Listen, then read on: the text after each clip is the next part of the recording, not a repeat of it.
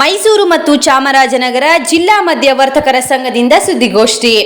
ಸಂಘದ ನೂತನ ಅಧ್ಯಕ್ಷ ಗುರುಸ್ವಾಮಿ ಅವರಿಂದ ಸುದ್ದಿಗೋಷ್ಠಿ ನಡೆಸಿ ಮಾತನಾಡಿದ ಅಧ್ಯಕ್ಷ ಗುರುಸ್ವಾಮಿ ಅವರು, ಈ ಹಿಂದೆ ನಮ್ಮ ಲಾಭಾಂಶ 20% ಇತ್ತು. ಸರ್ಕಾರ ನಮ್ಮ ಲಾಭಾಂಶವನ್ನು 10%ಗೆ ಇಳಿಸಿದೆ. ರಾಜ್ಯ ಸರ್ಕಾರಕ್ಕೆ ಅತಿ ಹೆಚ್ಚು ಆದಾಯ ಬರೋದೇ ನಮ್ಮಿಂದ. ಆದರೆ ನಮ್ಮ ಬೇಡಿಕೆಗಳನ್ನು ಕಡೆಗಣಿಸುತ್ತಲೇ ಇದ್ದಾರೆ. ನಮ್ಮ ಲಾಭಾಂಶವನ್ನು ಕನಿಷ್ಠ 15%ಗೆ ಏರಿಸಬೇಕು. ಅಧಿಕಾರಿಗಳಿಂದ ಮದ್ಯದಂಗಡಿ ಮಾಲೀಕರ ಮೇಲೆ ಆಗುತ್ತಿರುವ ಕಿರುಕುಳ ತಪ್ಪಿಸಬೇಕು. ನೂತನ CL7 ಪರವಾನಗಿ ನಿಯಮಕ್ಕೆ ಕಡಿವಾಣ ಹಾಕಬೇಕು. ಈ ಕುರಿತು ರಾಜ್ಯಾದ್ಯಂತ ಬಾರ್ ಮಾಲೀಕರ ಸಂಘಟನೆ ರಾಜ್ಯ ಪ್ರವಾಸ ಮಾಡುತ್ತೇವೆ.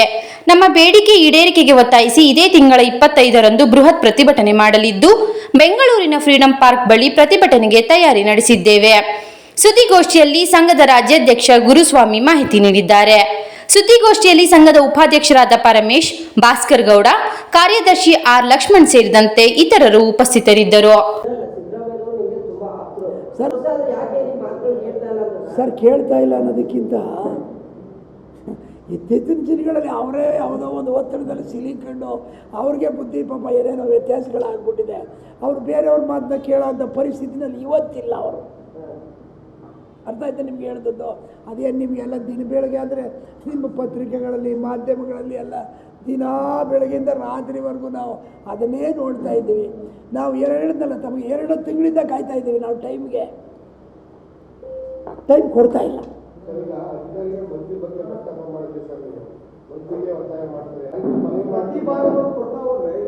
ಸರ್ ಈಗ ನಾವು ಇಲ್ಲಿವರೆಗೂ ಆ ರೀತಿ ಇತ್ತು ಸರ್. ಇವತ್ತೇನು ಹೊಸ ಕಮಿಟಿ ಬಂದಿದೆ, ಎಲ್ಲ ಉತ್ಸುಕರಾಗಿದ್ದಾರೆ, ಯುವಕರುಗಳು ಬಂದಿದ್ದಾರೆ.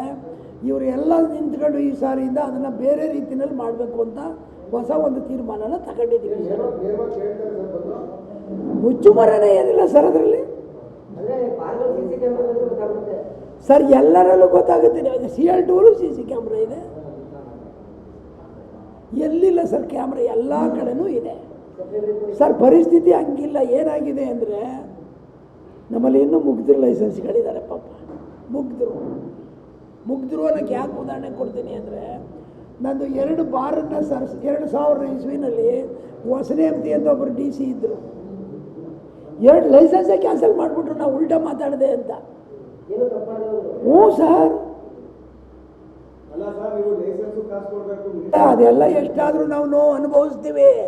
ಅಂಗಡಿದವ ಗಲಾಟೆಗಳಾಯ್ತವಲ್ಲ, ಅದನ್ನು ನೋಡಿಬಿಟ್ರೆ ನಾವು ಅವ್ರು ಬೊಯ್ಯೋ ಬೋಗಳ, ಅವರನ್ನೋ ಮಾತು ನಮಗೆ ಒಂಥರ ಯಾವನಿಗೆ ಬೇಕಪ್ಪ ಈ ವ್ಯಾಪಾರ ಅನ್ನೋ ಪರಿಸ್ಥಿತಿಗೆ ನಾವು ಬಂದಿದ್ದೀವಿ.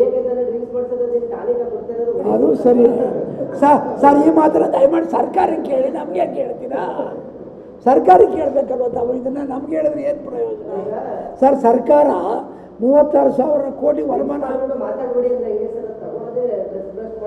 ಹೌದು, ಖುಷಿಯಿಂದ ಸಂತೋಷವಾಗಿರೋಕ್ಕೆ ಆ ಸಂತೋಷ ಬೇರೆ ಥರ ಮಾರ್ಪಾಟಾಗ್ಬಿಡ್ತದೆ.